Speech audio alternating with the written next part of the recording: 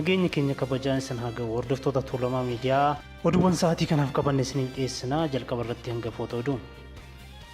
Iraan gaaffii dhukaasa dhaabuu pirezidaantii Ameerikaa Doonaald Tiraamp irraa dhiyaateef fudhatama dhowwatte. Hanqinni boba'aa Itoophiyaa keessatti hammaachuun sochii diinagdee fi hawaasummaa irratti dhiibbaa jabaa uumeera kanneen jedhaman hangafoota oduu keenyatti amma gara bal'ina oduutti darba. Waldhabdeen Ameerikaa fi Iraan gidduu jiru sadarkaa yaaddessaa irra gahee jira. Pirezidaantiin Ameerikaa Doonaald Tiraamp karaa dhukaasa dhaabuu akka uumamuuf gaaffii dhiyeessanis mootummaan Iraan gaaffii kana guutummaatti kuffisee jira. Akka gabaasa Aljeeziraatti Doonaald Tiraamp karaa dippiloomaasii fi dhiibbaa adda addaa fayyadamuun Iraan akka harka kennitu tattaaffii gochaa jiru. Haa ta'u malee hooggantoonni Teheraan deebii gabaabaa fi jabaa kennaniiru. Iraan doorsisa kanaan harka hin kennitu mirga ishee kabachiisuufis hanga dhumaatti ni lolti jechuun ejjennoo isaanii ibsaniiru. Doonaald Tiraamp gama isaaniitiin Iraan carraa kana yoo fayyadamuu baatte balaa hamaan ishee qaqqabuu danda'a jechuun akeekkachiisaniiru.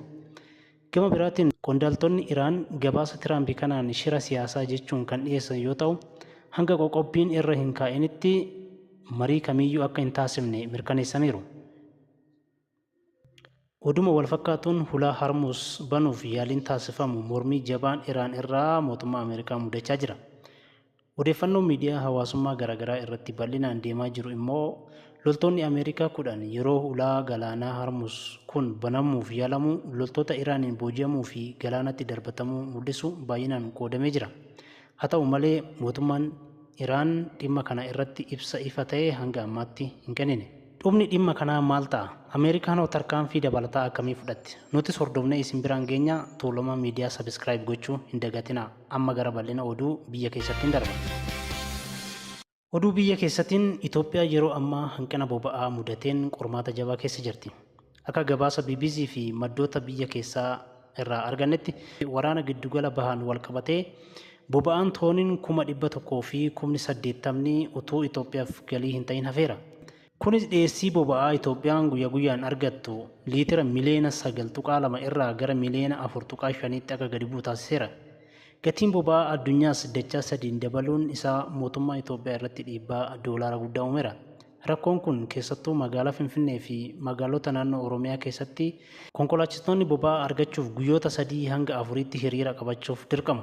Gama biraatiin daldala boba'aa seeraan alaa irratti tarkaanfii jabaan fudhatamaa jira. Hanga ammaatti namoonni 650 ol hojjettoota mootummaa dabalatee boba'aa kuusuu fi seeraan ala gurguruun shakkamanii to'annoo jala oolaniiru. Tarkaanfiin boba'aa qusachuuf fudhatamaa jiru kun hamma tokko dhiibbaa geejjiba hir'isuuf yaaluyyuu gatiin tajaajilaa fi meeshaalee bu'uuraa gabaa irratti dabalaa jiraachuun uummata yaaddessaa jira. Rakkoon boba'aa kun hamma yoomitti itti fufa? Mootummaan furmaata waaraa maal fida? Nutis hordofnee isin biraan geenya Tuulamaa Miidiyaa sabiskiraayib gochuu hin dagatina. Amma odeeffannoo biraatiin walitti deebinutti turtii gaarii.